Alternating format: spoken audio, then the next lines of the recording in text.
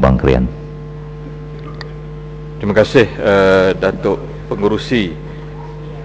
Saya juga ingin mengambil bahagian dalam perbahasan ini dan ingin mendapat penjelasan tentang 2-3 perkara sahaja untuk memberikan laluan kepada ahli yang berhormat yang lain. Pertama sekali, di bawah Kepala B11 020500, subsidi gas cecair, LPG, diesel dan petrol, di mana di sini diperuntukkan kedua-dua tahun bagi 2 tahun 2010 2011 mengambil jumlah yang besar, iaitu hampir 10 bilion ringgit Malaysia. Saya ingin bertanya dalam tajuk ini, kumpulan sasar manakah yang akan terus mendapat subsidi daripada peruntukan ini, kerana ia melibatkan jumlah yang besar? Dan apakah dasar kerajaan terhadap pemberian subsidi ini? Adakah golongan-golongan seperti nelayan, ya, sebagai contoh, yang saya yakin masih memerlukan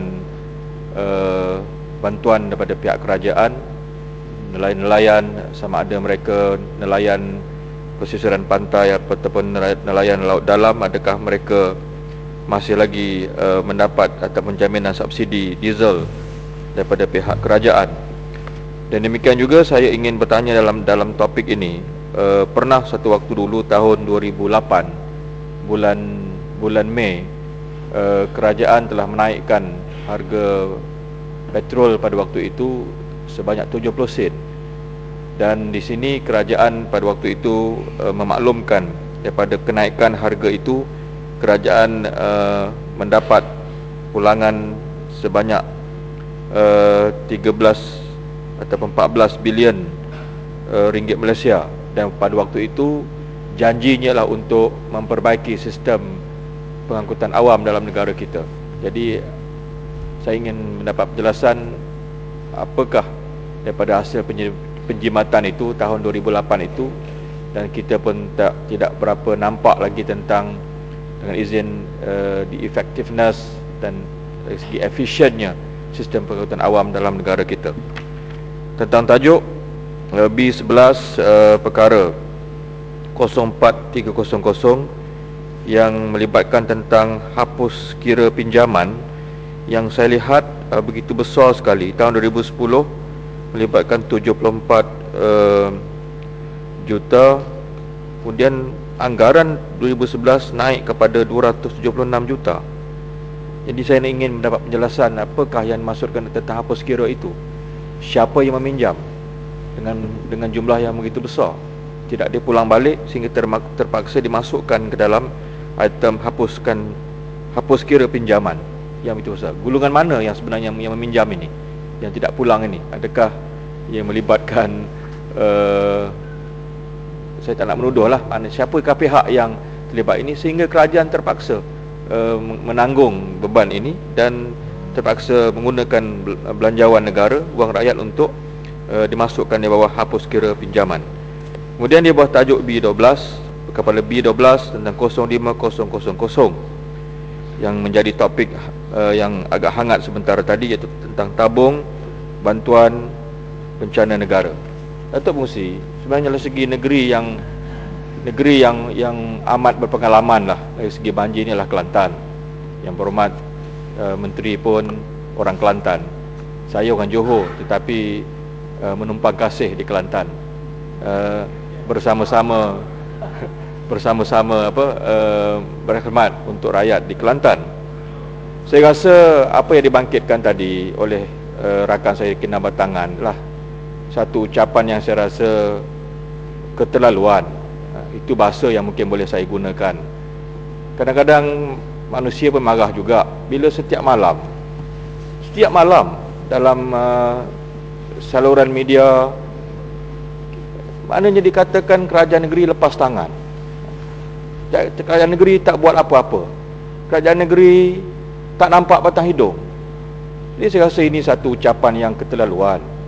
Dan saya terlibat juga dalam misi bantuan ini, dan ada 2-3 dialog yang kita adakan dengan Kerajaan Negeri Kedah, dan kita membelanjakan hampir 2 juta untuk sama-sama membantu mangsa banjir ini. Dan kalau dikatakan kita nak bantu ini puak UMNO, ini puak PAS, saya rasa lagi segi pengalaman politik ini Kelantan lebih berpengalaman, dan saya sendiri wakil rakyat di Kelantan, dan sejak 2004 ada 5 ataupun 6 kali kita menghadapi banjir besar. Saya rasa dalam segi etikanya, saya sendirilah, dan saya rasa yang berhormat daripada seberang sana pun, saya rasa kita tak main lah kalau rumah rakyat ni masuk air, berpindah, kita melawat pusat-pusat pemindahan. Kita tak main lah, ini PAS UMNO. Kita tak main kad yang macam itu.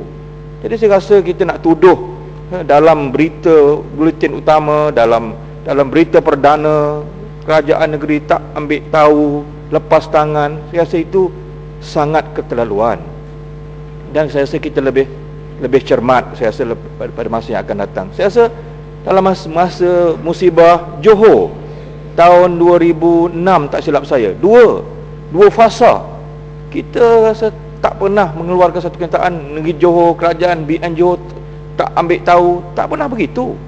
Kita turun, parti mana pun, NGOs mana pun, kita turun untuk beri bantuan. Jadi saya rasa media pun mestilah juga bertanggungjawab dalam memberikan laporan yang adil. Jangan, kami pun bukan nak puji sangat, tak payah nak pujilah MB Kedah tu, tapi sedikit keadilan diberikan. Jangan sampai lepas tangan. Perkataan lepas tangan ni maknanya tak khirau langsung. Jadi adakah itu satu norma dan etika yang kita boleh terima? Ketua Mengerusi di bawah B12 juga saya ingin mendapat 12000 tentang kumpulan wang amanah pelajar miskin. Ini yang saya nak tahu ni. Siapa yang, berapa ramai yang telah mendapat pinjaman ini, kelompok mana, dan adakah kita boleh menyelesaikan isu-isu kemiskinan yang kita rasa bahawa anak-anak orang miskin ini, kalau mereka bijak, mereka mendapat keputusan yang baik, harus memang saya memberi kesokongan penuh, kita memberikan dukungan pada mereka. Jadi saya nak tahulah untuk tahun 2010 saja saya rasa kita dapat 480 juta, dan tapi berkurangan sedikit untuk unjuran untuk 2011, hanya tinggal 200 juta saja. Sepatutnya makin banyak tapi tak apalah, saya nak tahu apakah jawapannya. Kemudian tentang 150 untuk 15000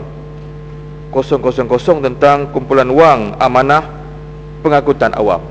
Jadi di sini juga saya ingin mendapat penjelasan, adakah ini satu peruntukan untuk tahun 2011 250 juta ini adakah untuk masih lagi berkisar di sekitar Lembah Kelang saja untuk Greater KL, ataupun saya mengharapkan suatu pengagihan yang lebih adil pada seluruh negara, dan tidak hanya ditumpukan di Lembah Kelang saja. Terima kasih, Datuk Mengerusi.